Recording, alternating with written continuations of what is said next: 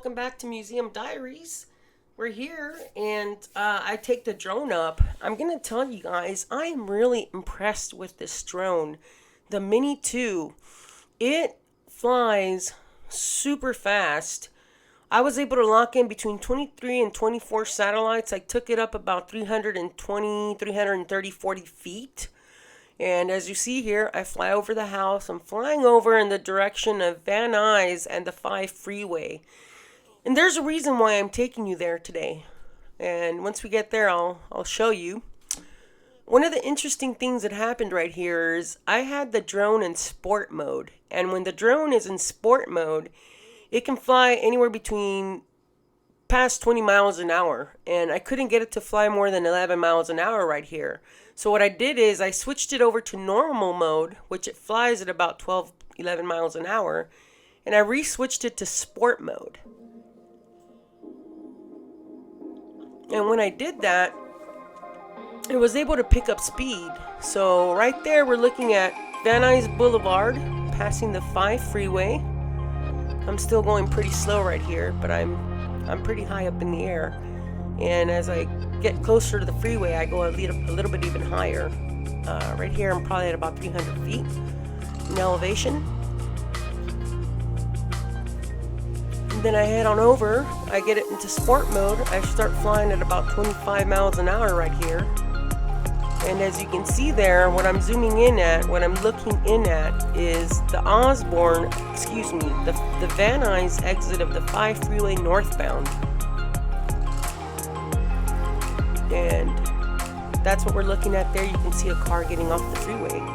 But one of the things I wanted to focus on is there's an encampment right here. A homeless encampment. And this encampment actually was taken down a few months ago, and it got built back up again. By who? I don't know. Homeless people? Definitely. Now, I don't think Julie stays here because this encampment was built before her encampment. I mean, not before her encampment, but before her encampment was demolished. So there's people that already resided there. And from what I understand, when someone resides in an encampment, they usually have someone that has a say-so whether someone else can stay or not. But one of the cool features of this drone is that it allows you to zoom up to 4 times, and this is what I do right here. I zoom in and you can see someone moving around at the encampment. And they have tarps, obviously to protect themselves from the rain. I can see what looks like a tent there. And some trash. So I zoom out right there. And yeah, it's very sad that people don't have the help that they should have. Why it is that they choose to live this way and not look into services, I don't know. Maybe they like the freedom, which is, in a sense, kind of unfortunate. These people are almost like strays. We shouldn't have homeless people. We should take care of them just like we take care of pets and dogs and cats when they're stray. We go out to rescue them. So I pass the 5 freeway. I go ahead and fly over the neighborhood. And I take the drone. Right here I'm pretty high. I'm flying at about 320 miles an hour. I was flying about 35, 36 miles an hour. And the altitude I meant was about 330 feet high in the air. And I'm flying over towards the canal right now. So there you see a pan of the canal and the high school in the background. And there's Van Nuys Boulevard again. And I take it over towards the corner, the intersection rather, of Van Nuys and Arleta. I think the majority of neighborhoods nowadays, unless you're living in an upscale neighborhood, you're going to have problems with homelessness and encampments. And I wish there was more that could be done. I wish there were more funds allocated towards getting these people housing, getting into community housing. I think that would be great. So I went ahead and flew back the drone on Arleta. And I went ahead and used the return to home feature, which is very good to have. Because if you don't have your drone within line of sight, which I don't when I fly it, I rely on the screen of my phone to navigate and the little map on the phone that comes with the DJI Fly app. But I hit return to home and I decrease the altitude as it gets closer to home. And then there comes a time when I look up and I can see it. When it's returning to home, it'll tell you, the phone will automatically tell you it's landing. And at that point, if you look above, you can see the drone coming down. And this is what I did. Brought it down. I had to navigate it so it didn't hit the palm tree or hit the balcony of the second floor. But there it is. Brought it down, and I just wanted to give you guys a shot of the encampment. Hi, my name is the Duchess. This is one of my paintings, and it's actually a portrait of my daughter when she was 6 years old. It's not literally her, but she was the model for the study of the girl. You'll notice that it has nails, and you'll notice that it's a female hand giving the child nails to eat. Well, one of the phrases I used to say while Juliet was growing up, I would get very angry about whatever. And I would say, I'm so angry I could spit nails. So it just became a running joke. Well, she wrote a song called Nails. And I thought, I wonder if I could put it into a metaphor. And this is what I came up with. So what we have is this little beautiful girl smiling, full of love, and then we have nails in her mouth. Because I think that some parents pollute their children with their own maladapted misconceptions of reality, and it's like feeding them nails. We have to be so careful what we tell our children as they're maturing and growing up. So this is basically my statement, is that we as parents, it's very important that we serve our children not nails, but love, understanding, education. I noticed that you have a glass with ice cubes falling over. Yes, that is to represent substance abuse. Okay. And this is all purpose nails. Right. You got little hearts in there? Yes, to show her delicacy and to show how children are so innocent. You got some flames in there? Yes, children are so innocent and vulnerable. And all they want to do is love, basically. And they want to be loved. So I tried to represent that in this child's face.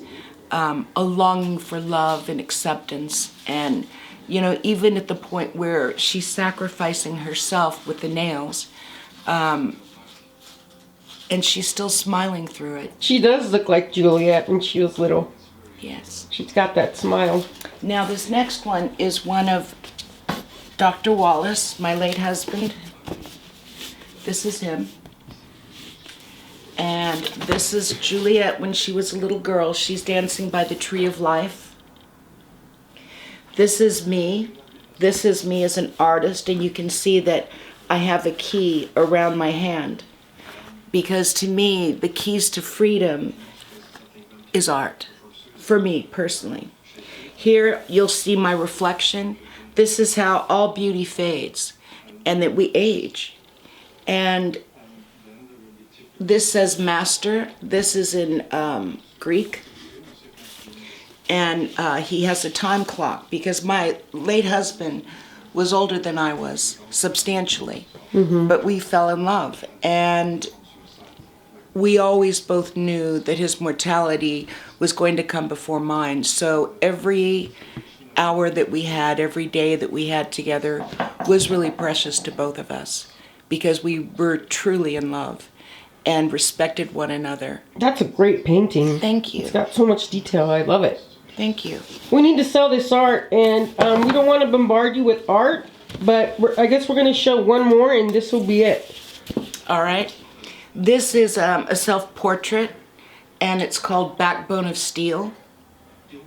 one of the songs that I wrote. It's called Steel Backbone. Steel Backbone. One of the songs that I wrote, part of the lyrics are, some say I'm broken, some say I've got a steel backbone. All I know is I'm alone, and I can't find my way home. It was after my husband died, I felt broken. And then I had a horrific accident, and I shattered my pelvis in 9 places. And I'm still suffering from that. The barbed wire represents that you can take the person out of the prison, but they're still wrapped, metaphorically, in barbed wire. And that kind of summarizes the conflicts that we go through when we are released from prison. Especially if you've done long-term like I have. 23 years is long-term. Yeah. So thank you for letting me share these pieces. They're beautiful. I love them. We need to sell this art. And we have actually sent out mail to a few galleries. And we're hoping to hear back. Yes. It was an honor. My work was accepted at the Seattle Art Museum. It went through 3 levels of curators. And I was to be in Paying for Your Pleasure. It was Mike Kelly, the artist. He chose my artwork to show with his. Unfortunately, the parole board, I told the parole board about this great news, and they forbid me to be a part of the show. How unfortunate. I know, that was really cruel.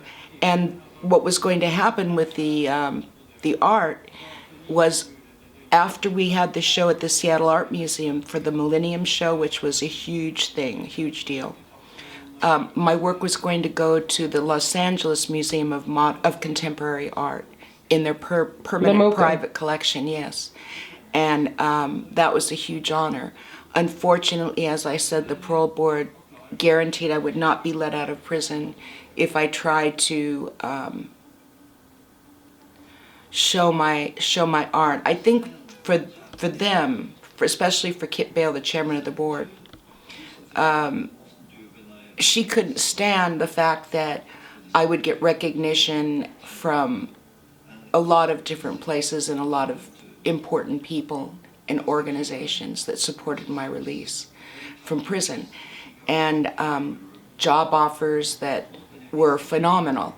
Friends of mine that owned big companies here in Los Angeles.